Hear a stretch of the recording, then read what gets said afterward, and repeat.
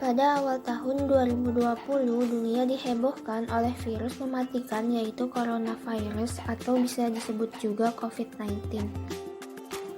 Sebenarnya, dari mana sih virus ini berasal? Virus ini pertama kali ditemukan di Wuhan dan dipercaya menular dari hewan-hewan liar yang dijual di pasar seperti tikus, kelelawar, ular, dan lain-lain. Virus ini lantas hinggap di tubuh manusia, tetapi tidak hanya menular dari hewan, virus ini sekarang juga menular dari orang ke orang hanya lewat. Karena mudah menyebar, pemerintah Tiongkok melakukan sistem lockdown untuk masyarakat di Wuhan untuk menekan penyebaran coronavirus. Namun, tetap saja coronavirus menyebar dengan cepat ke seluruh negara di dunia.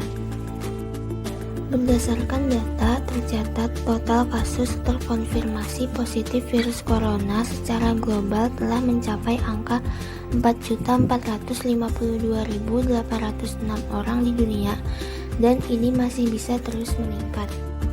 Adapun daftar 3 negara dengan kasus positif COVID-19 terbanyak di dunia adalah posisi pertama Amerika Serikat, posisi kedua Spanyol, posisi ketiga Rusia. Lalu berada di peringkat berapa Indonesia? Indonesia berada di peringkat 40 mengenai banyaknya pasien yang terpapar virus corona.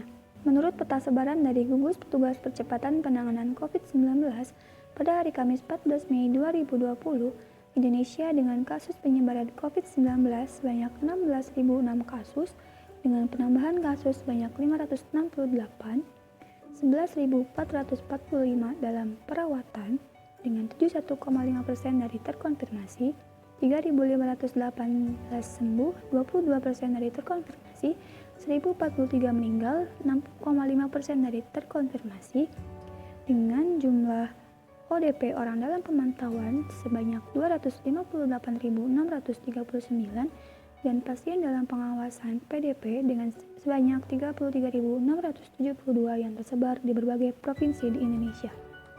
Berikut 7 provinsi yang menduduki wilayah dengan kasus COVID-19 tertinggi di Indonesia. Yang pertama adalah DKI Jakarta dengan jumlah kasus 5.554 dengan data sebagai berikut. Yang kedua adalah Jawa Timur dengan jumlah kasus 1.772 dengan data sebagai berikut.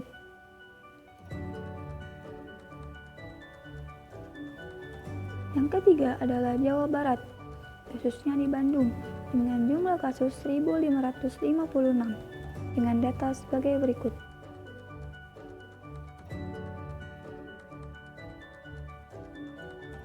Yang keempat adalah Jawa Tengah, dengan jumlah kasus 1.023 dengan data sebagai berikut.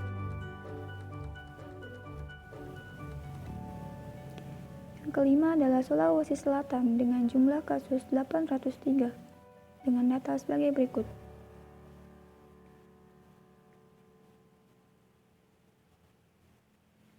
Yang keenam adalah Banten dengan jumlah kasus 580 dengan data sebagai berikut.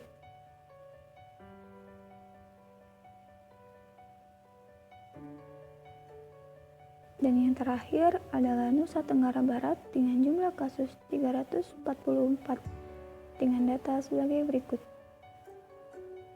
Rentang usia pasien yang terkena COVID-19 yaitu rentang kelompok usia 31 sampai 49 tahun. Pendistribusian obat-obatan dan serangkaian alat rapid test ke daerah yang jauh dari kota di tengah pandemi corona ini mengalami kendala yang cukup serius. Hal ini dikarenakan akses yang sulit untuk dilewati, lokasi yang sulit dan terpencil membuat distribusi obat dan alat untuk rapid test menjadi tidak merata. Faktor penghambat sistem transportasi pengantar obat-obatan dan rapid test yaitu jarak yang jauh, kecelakaan, dan kemacetan. Maka terciptalah tren pengantar obat-obatan dan rapid test. Hal ini bertujuan agar pendistribusian obat-obatan dan rapid test dapat terjangkau ke daerah yang terpelosok serta terhindar dari kemacetan dan kecelakaan. Berikut cara penggunaan penerapan drone pendistribusian obat ataupun sampel darah di tengah pandemi COVID-19 saat ini. Sistem penyimpanan obat-obatan dan sampel darah disimpan di suatu box khusus. Lalu sistem operasian drone dibuat agar bisa mencapai jarak lebih dari 1 km, yaitu dengan mengadakan 2 pilot di rumah sakit masing-masing. Saat memasuki kawasan rumah sakit yang dituju, drone akan diambil alih oleh pilot yang berada di rumah sakit tersebut. Tempat untuk drone mendarat dibuat seperti box yang atasnya dibuat seperti buka tutup dan dilengkapi oleh semprotan disinfektan untuk sterilisasi drone tersebut.